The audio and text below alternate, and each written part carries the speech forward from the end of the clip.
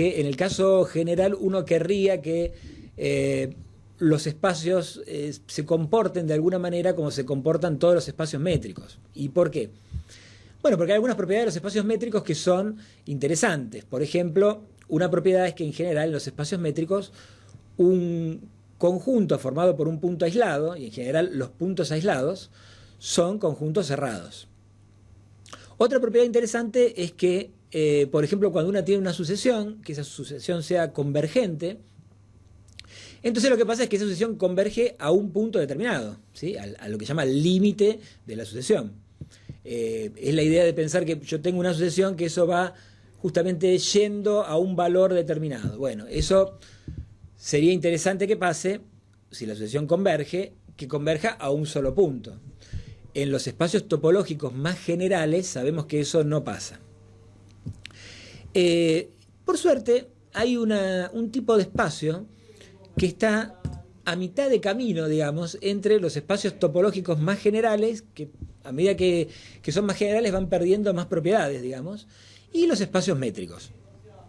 Esos espacios son los que se llaman espacios de Hausdorff, que tiene que ver con un axioma, el axioma de Hausdorff, que es un axioma de separación o de separabilidad entre puntos, y que lo que dice básicamente es que un espacio es de Hausdorff si yo puedo encontrar para dos puntos, cualesquiera, dos abiertos que sean disjuntos. Es decir, esos puntos están separados y están bien separados. ¿Sí? Puedo encontrar dos abiertos que obviamente contengan a cada uno de los puntos, y esos abiertos a su vez que sean disjuntos. Eso de ninguna manera quiere decir que sea el único tipo de separación que pueda haber. De hecho, ahí en la unidad 3 aparecen otros tipos de espacios con distintas definiciones de separación. Por ejemplo, yo podría tener dos puntos y pedir que uno de los puntos tenga un abierto y el otro simplemente no esté contenido, no esté, digamos, dentro del abierto.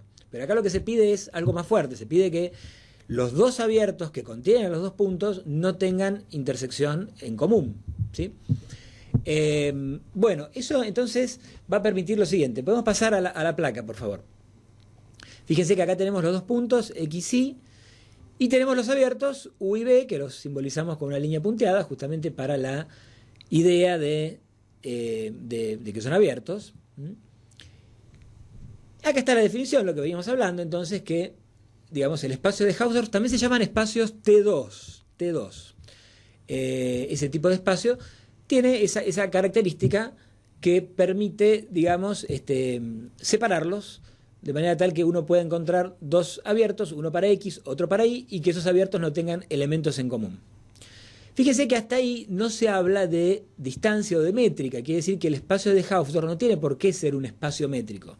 Por eso ahí ponemos entre los topológicos y los métricos. Es una condición, la de Hausdorff, útil, ahora vamos a ver por qué, pero más débil que la de los espacios métricos. Entonces eso es provechoso porque uno puede, digamos, acceder a varias propiedades que son importantes tenerlas y que no aparezcan en espacios raros, digamos, o extraños.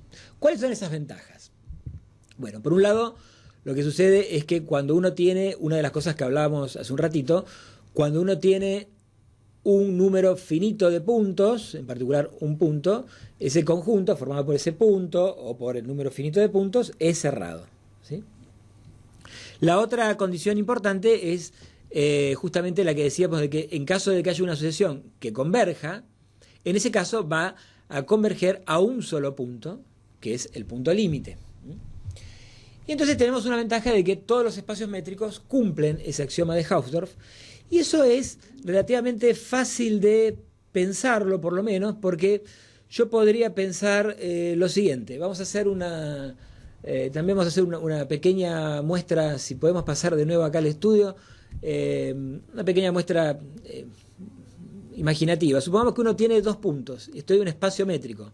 Trabajemos con la distancia usual, que es la que uno está más acostumbrado a trabajar. Yo tengo una distancia, supongamos que esa distancia fuese de 5.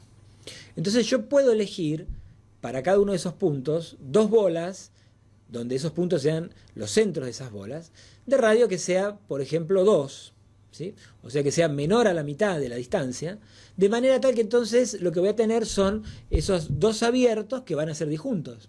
Quiere decir que de esa manera puedo pensar que cualquier espacio métrico cumple con la condición de Hausdorff. Con lo que ganamos dos cosas, que los espacios métricos entonces, cada conjunto de puntos, cada conjunto finito de puntos, en particular un punto, es un conjunto cerrado, y que si hay una sucesión convergente, converge a un solo punto, ¿sí?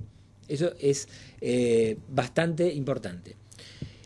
Vamos a ver rápidamente un ejemplo que no es de Hausdorff, donde aparecen todas estas faltas de propiedades y que posiblemente ya hayan visto en alguna de las otras clases. Lo vamos a comentar rápidamente. Vamos a ver en la diapositiva lo siguiente. Volvemos al conjunto inicial. ¿Se acuerdan que nuestro conjunto que habíamos presentado tenía 3 elementos, ABC, y 5 conjuntos abiertos? El vacío, X, el conjunto formado por B y los conjuntos AB y BC. Bueno, en este caso uno se tiene que preguntar primero, ¿el conjunto B es cerrado? La pregunta es que, o la respuesta es que no es cerrado, no es cerrado. Y fíjense que es un conjunto de un solo elemento. Recién hablábamos que los espacios de Hausdorff justamente tienen la propiedad que si el conjunto tiene un solo elemento, entonces ese conjunto es cerrado. Perdón. Acá tengo un caso donde no es cerrado. La pregunta es ¿por qué? Y es una pregunta que tiene un poco de trampa, porque uno podría estar tentado a decir, bueno, claro, el conjunto cuyo elemento es B no es cerrado porque está en la topología, es abierto. Y eso no es cierto, ¿sí? O sea, que sea abierto no implica que no sea cerrado. Hay conjuntos que pueden ser abiertos y cerrados a la vez, ¿sí? Cuando uno se pregunta si un conjunto es cerrado o no, lo que tiene que tener en cuenta es qué pasa con su complemento. Entonces, acá si preguntamos, o sea, afirmamos en este caso, B no es cerrado, lo que tengo que pensar es, si B fuera cerrado, su complemento tiene que ser abierto. O sea, si B es cerrado, el complemento tiene que ser abierto. Ahora, el complemento de B es el conjunto formado por AC. El complemento de B es el conjunto formado por AC, por A y por C. Pero el conjunto formado por AC no pertenece a la topología.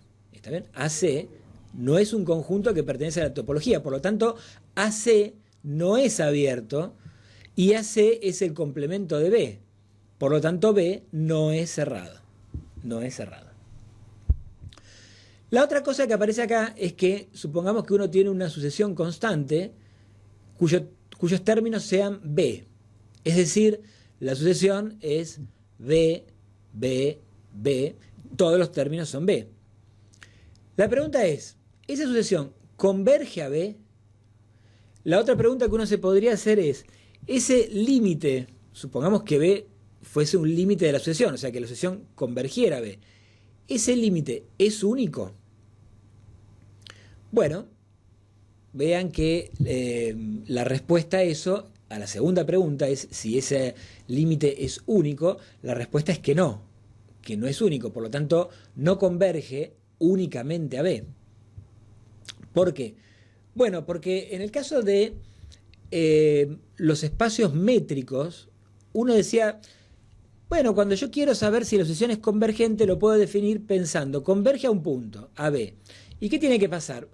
Bueno, que yo puedo encontrar un abierto que contenga B de manera tal que contenga también elementos de la sucesión, o sea, XN, tal que en algún momento va a haber elementos que entren al abierto ese donde está B.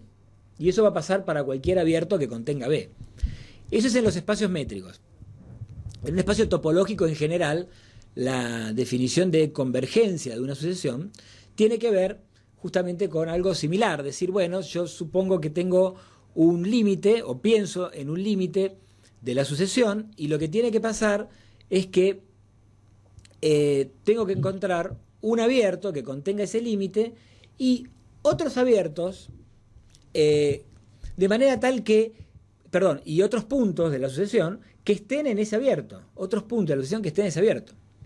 Entonces, por ejemplo, yo podría preguntarme, ¿será el límite de esa sucesión o dicho de otra manera, la sucesión converge a A, bueno, para eso, ¿qué es lo que tengo que pensar? Tengo que pensar, ¿cuáles son los abiertos de A? Y los abiertos de A son todo el espacio, o sea, X, y AB, y AB. Ahora bien, tanto en todo el espacio como en el abierto AB, en los dos casos tengo el punto B, que es uno de los valores de la sucesión. En este caso es el único valor que aparece en la sucesión. Por lo tanto, yo tengo o puedo decir que cumple con la definición de convergencia y por lo tanto esta sucesión converge a A. Converge a A. ¿Por qué? Porque puedo encontrar abiertos, todos los abiertos de A, tales que hay elementos de la sucesión, que en este caso el único elemento es B, que está en ese abierto. ¿Sí? Lo mismo pasa con C por una cuestión de simetría, o sea que esta sucesión converge a C. ¿Por qué converge a C? Bueno, de nuevo, porque lo que está pasando es que los abiertos que contienen a C, en este caso el abierto BC y el conjunto total, digamos, y X, los dos contienen elementos de la sucesión, contienen a B. Por lo tanto, esta sucesión converge a A, converge a C y también converge a B. ¿Sí?